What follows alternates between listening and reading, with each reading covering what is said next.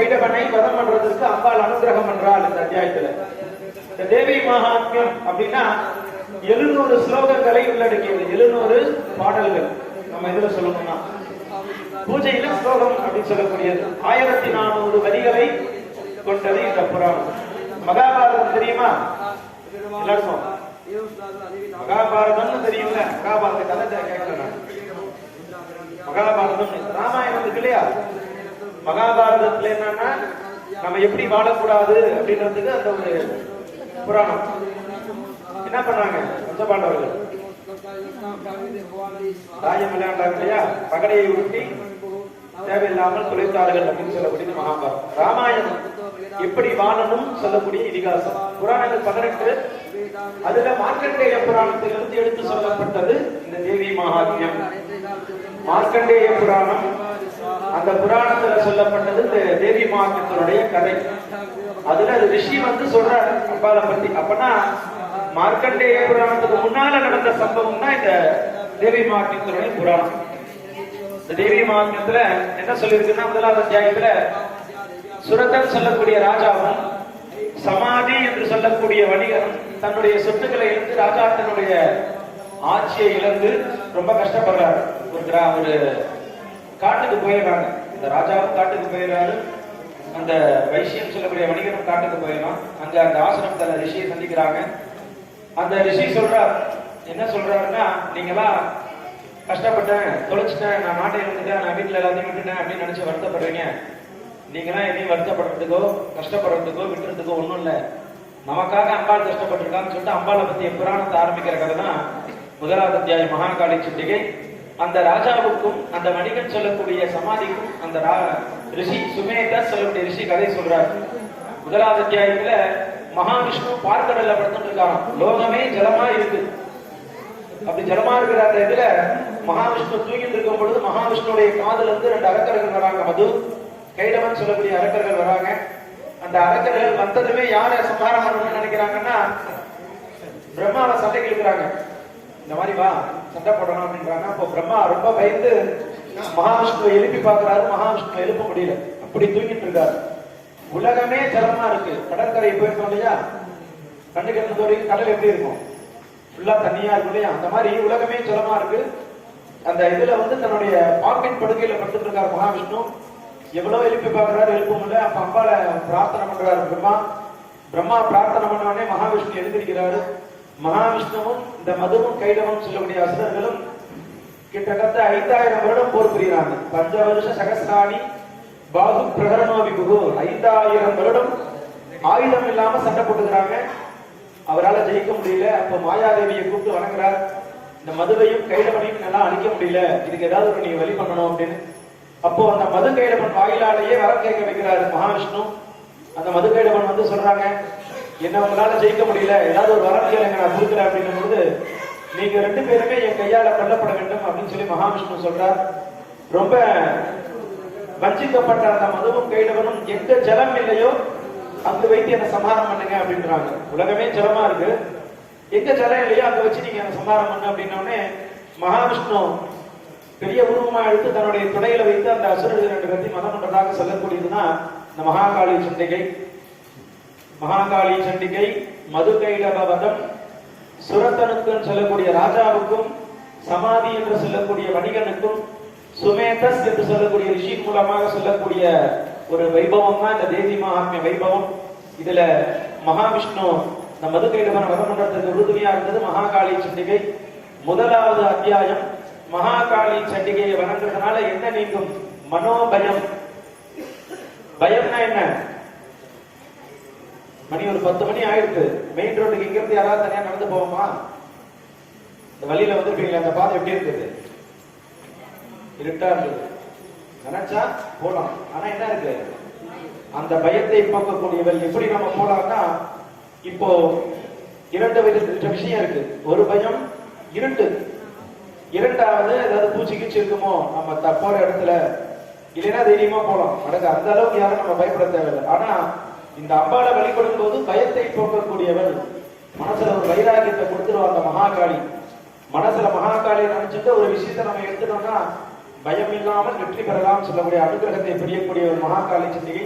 அம்பிகளை பிரார்த்தனை பண்ணிக்கோங்க. முதலாவது அத்தியாயம் மகாகாளி சண்டிகை மது கைலவதம் மகாவிஷ்ணு செஞ்சிருக்கார், அம்பாள் உறுதுணையாக இருக்கார். மகாபூர்ணாவதி பாக்கியம்.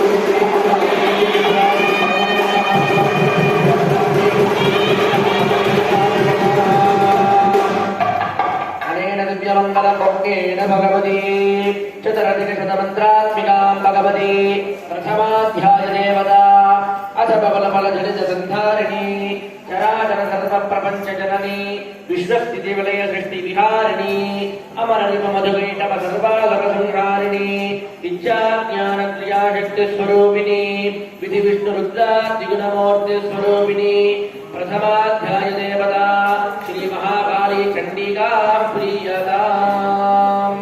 இந்த அத்தியாயம் ஒவ்வொரு அத்தியாயம் முடியும். இப்ப மகாகாளி அந்திக சண்டிகை மகாபூர்ணாதி ஆயிருக்கு. ஒவ்வொரு அத்தியாயத்தின் முடிவிலும் ஜெய ஜயா ஜெய மகாகாளிக்கே ஜெய ஜயா அப்படின்னு சொல்லுவாங்க. இதற்குன்னா அம்பாலான அந்த சந்தான மண்டலத்துக்கு உறுதுணையா இருந்திருக்கா, அம்பாள் பிரத்யட்சமா நிற்கிறா. தேவரத ரிஷிகள் எல்லாம் அம்பாளுக்கு திட்டி பாடுறா. ஒரு யாராவது ஒரு பெரிய தலைவர்கள் வந்து என்ன பண்றோம், வாழ்க வாழ்ந்தான்னு சொல்றோம் இல்லையா?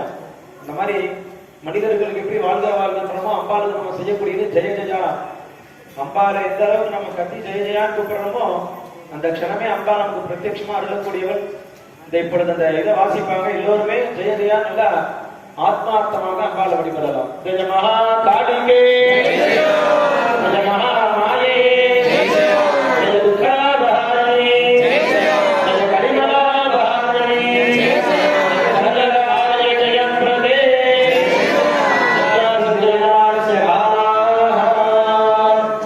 இரண்டாவது அத்தியாயம் மகாலட்சுமி சண்டிகை. முதலாவது அத்தியாயம் என்ன வழிபாடு நடந்தது?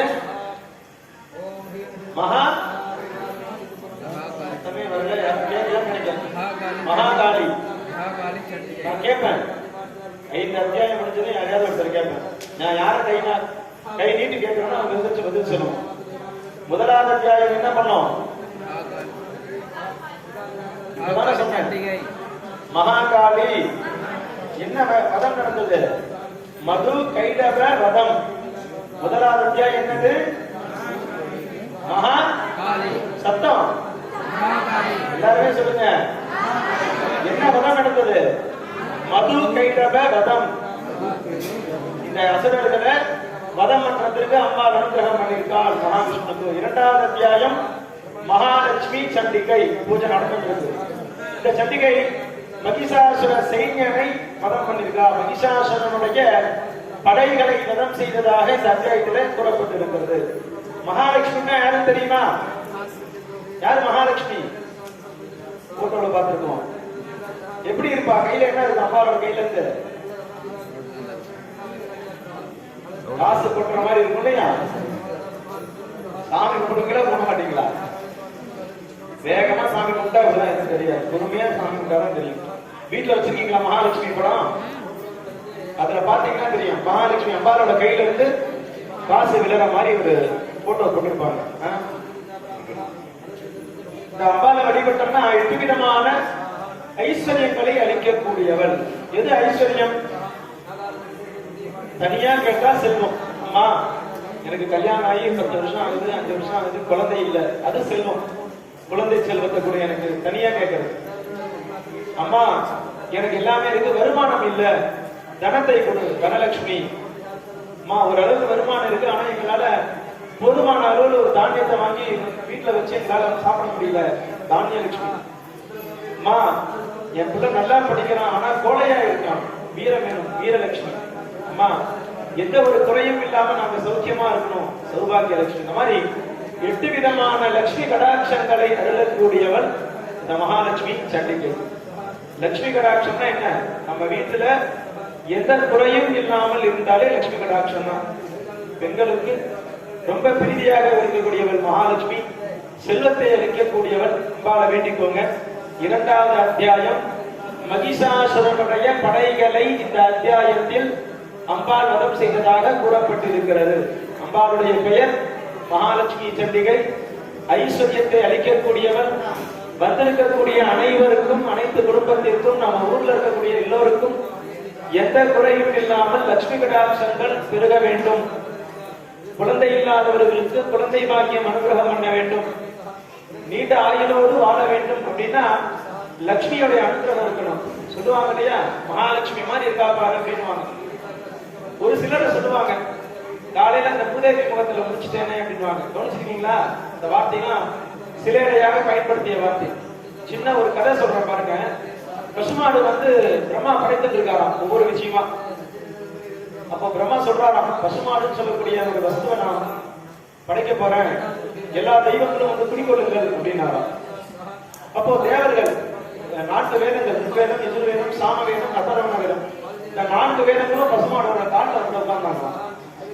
மற்ற தேவர்கள் எல்லாரும் ஒவ்வொரு இடத்துல உடம்புல பிடிச்ச இடத்துல உட்காந்துட்டாங்க. இந்த மூதேவி அப்படின்னு சொல்லக்கூடிய அந்த தேவி பசுமானுடைய நெத்தியில போய் உட்கார்ந்துட்டான். எல்லாரும் உட்கார்ந்தோடனே மகாலட்சுமிக்கு இடம் கிடைக்கல. எல்லாரும் வந்துட்டாங்க. மகாலட்சுமி பொறுமையா வர சுத்தி பாக்குறா. பசுமாட்டுல எல்லாருமே ஆரம்பிச்சாங்க. உள்ள வரும்போது எல்லாரும் அவசரப்பட்ட பாருங்க உட்காரத்துக்கு. இந்த மாதிரி வேக வேகமா உட்காரும். அந்த மாதிரி மகாலட்சுமி எங்க இடம் கிடைச்சிருக்குன்னா, பசுமாடு கோமியம் போகுது இல்லையா, கோமியத்துடைய பின்பாகத்துல இடம் கிடைச்சிடும். அப்ப இந்த மூதேவி பார்த்து சிரிச்சாலும், நீ மகாலட்சுமி, உங்ககிட்ட எல்லா செலவும் இருக்கு, ஆனா உனக்கு கிடைச்சிருக்க இடத்த பாத்தியா அப்படின்னா. பரவாயில்ல அப்படின்னா. பசுமாடு அப்படியே பூஜைக்கு வந்தது. பூஜைக்கு எல்லாம் போறோம், எங்க போறோம், பசுமாடு நம்ம எங்க தொட்டு போடுவோம்? கோ பூஜை பண்ணிருக்கீங்களா யாராவது? யார் பண்ணிருக்கா? பின்பக்கம் தொட்டு போடுவாங்க. கவனிச்சிருக்கீங்களா? ஏன்? முன்னாள் போன மாடு என்ன பண்ணுவோம்? முட்டும். மூதேவி எங்க இருக்கு? நெத்தியில உட்கார்ந்தது. அவசரப்பட்டு போய் உட்கார்ந்துச்சு. முன்னால சிக்கலன்ட்டு கிட்ட போனா முட்டுக்குன்னு சொல்லிட்டு யாரும் மூதேவி கிட்ட போகல. பின்புறம் உட்கார்ந்த மகாலட்சுமி தொட்டுக்க மாட்டாங்க. பொறுமையா இருந்தாலும் தொட்டுக்குமர இடத்துல இருந்தா அப்படின்னு சொல்லக்கூடிய அர்த்தத்தை சொல்லக்கூடியதுதான் மகாலட்சுமியுடைய ஒரு அனுகிரகம். மகாலட்சுமிய மாறி இருந்துட்டோம்னா போதும். பொறுமை கடலிலும் பிரியுதுன்னுவாங்க. பொறுமை நம்மளைய வாழ்க்கையில உயர்ந்த இடத்துல வைக்கும். 2வது அத்தியாயம் மகாலட்சுமி சண்டிகை, மகிஷாசுரன படைகளை வதம் செய்த அம்பாள். அம்பாளை பிரார்த்தனை பண்ணிக்கோங்க. லட்சுமி கடாட்சம் எல்லோருக்கும் கிடைக்கணும், தொழில் வியாபாரம் பெருகணும் அப்படின்னு சொல்லிட்டு அம்பாளை கட்டிக்கோங்க. வாத்தியம்.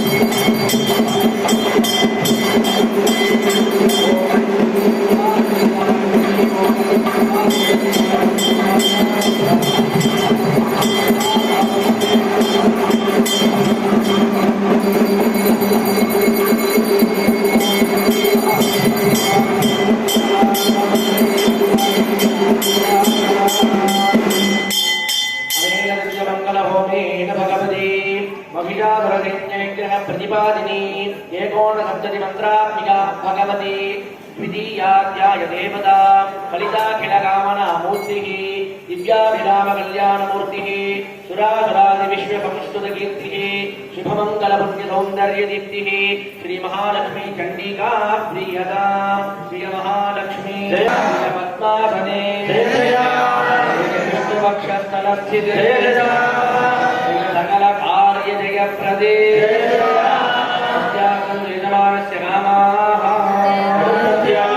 மூன்றாவது அத்தியாயம் சங்கரி சண்டிகை.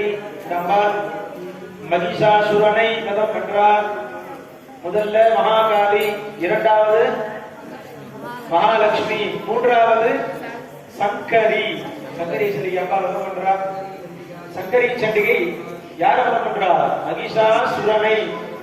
மகிஷம்னா எருமை மாட்டு தலையில் இருக்கக்கூடிய அசுரனை இந்த அத்தியாயத்தில் அம்பா வதம் பண்றதாக சொல்லப்பட்டிருக்கு. இந்த அம்பாவை வழிபடுறதுனால என்ன பலன் கிடைக்கிறது? புத்திர சந்தானம், சரீரத்தில் இருக்கக்கூடிய நோயை தீர்க்கக்கூடியவள், குழந்தை செல்வத்தை அனுகிரகம் பண்ணக்கூடியவள். ஒரு உறவினர் வீட்டுக்கு போறோம், இல்ல யாராவது ஒருத்தர் ஒரு நாள் வச்சு நம்மள பாக்குறாங்கன்னா ஃபர்ஸ்ட் நம்மள அவங்க என்ன கேட்பாங்க? எப்படி இருக்கீங்க, நல்லா இருக்கீங்களா, குழந்தை சௌக்கியமா அப்படின்னு கேட்பாங்களா? எப்படி இருக்கீங்க, சொத்து பத்தெல்லாம் எப்படி இருக்குன்னு கேட்பாங்களா? குழந்தை நல்லா இருக்கா, பேத்தி நல்லா இருக்கா, பேரன் நல்லா இருக்கா? இதுதான் வாழ்க்கையில நம்ம பல கோடி வச்சிருந்தாலும் கிடைக்காத ஒரே செல்வம் குழந்தை செல்வம். அது இறைவனால மட்டும்தான் முடியும். இன்னைக்கு மருத்துவம் நிறைய வளர்ந்துருக்கு.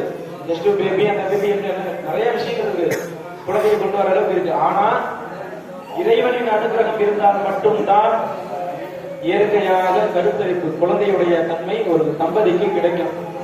குழந்தை வரம் வேணும் அப்படின்னா சுவாமியோட அனுகிரகம் இருக்கணும்.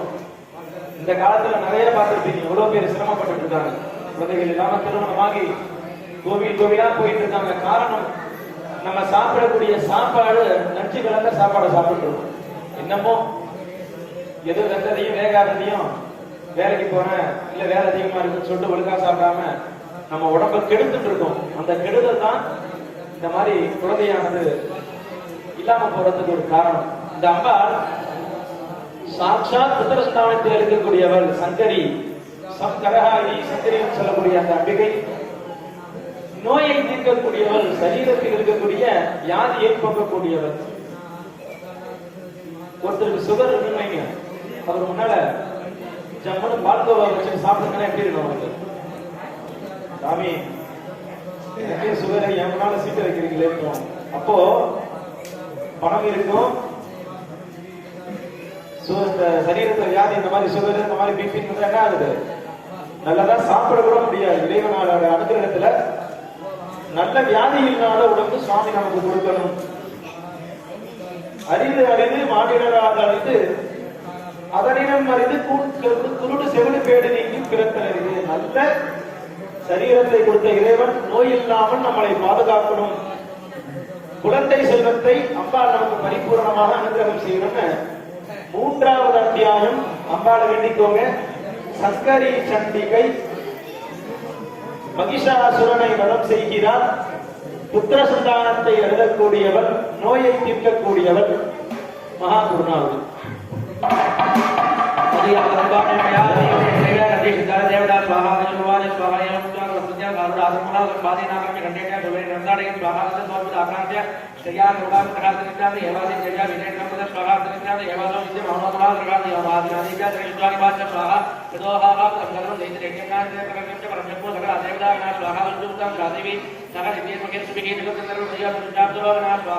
ओम स्वाहा जय श्री माता